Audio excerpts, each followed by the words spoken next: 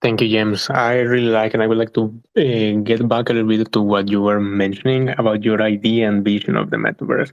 Of course, my opinion is also biased here because I also believe that metaverse combines all the technologies that we've been using in the recent years, from social media itself, gaming, marketing, and now with blockchain, now we can start seeing NFTs, and I see also some opportunities for decentralized finance as well.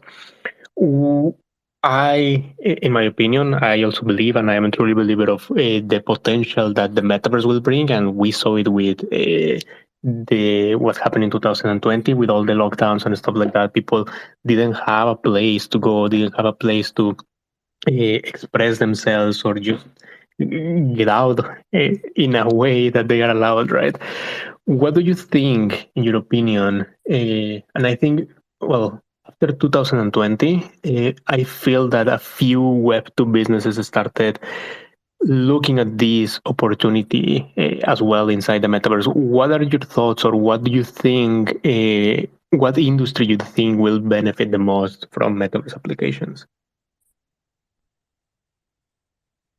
Yes, great question. I think a lot of industry will be benefit, especially, I mean, gaming is definitely the one, right? So, as you know, people believe right now we are, playing game, but with metaverse become mature, maybe there's a whole different ways we are, playing game right now. So maybe the gaming market will be 4 or 5 times bigger with the metaverse technology, but it doesn't necessarily to be good for the gaming companies, because the ones without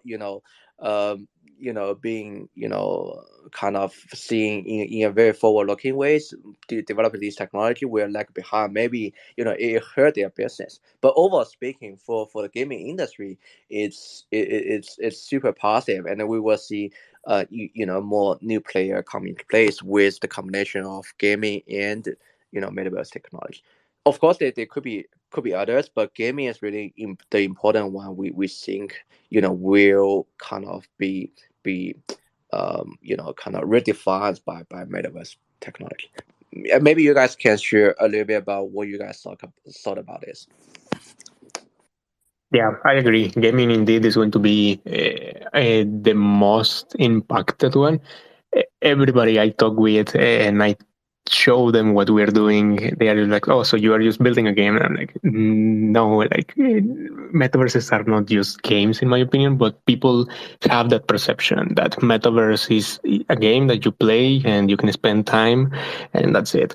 Then I go there and explain a little bit more that, in my opinion, metaverse is just the next thing that will allow you to do different things. It can be from uh, providing services inside the metaverse.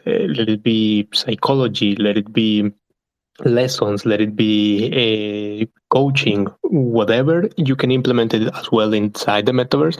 I mean, we know, and I have a few friends, and we know that not everybody, for example, is open or has the, how do I say it, the courage, so to speak, to go and talk to a psychologist because they are afraid of people thinking bad about them. I believe that metaverse removes this barrier, and if you have a problem, you can go inside the metaverse and seek for a service that will give you what you need. Let it be therapy, let it be motivation to start doing your things, and your face is not visible. You might be afraid, and we know that most of the applications today that are pretty successful are the ones that kind of beautify yourself. So with the metaverse avatars and stuff like that, you can be whoever you want to be, literally, and express yourself in a way that you want to be. So you remove most of these, I don't know, psychological barriers, and also the distant barriers as well. You want to explore something that you can afford because you cannot travel. Well, you can go inside the metaverse and you can experience a similar situation. An industry which is going to be disrupted by the metaverse. Now, I just last week I met with one of our evangelists, David, and also a founder of Project Art, ARTTS, all in capital letters. And these guys are collaborating together to make moves and make waves in the art industry. So Francois, who was the founder, he was letting me know, he was telling me about there's a museum in Belgium which they're restoring, and they're bringing it back to life to the 19th century in the physical world. And what they're going to try to do with the metaverse and with NFTs, they're going to try to sort of digify.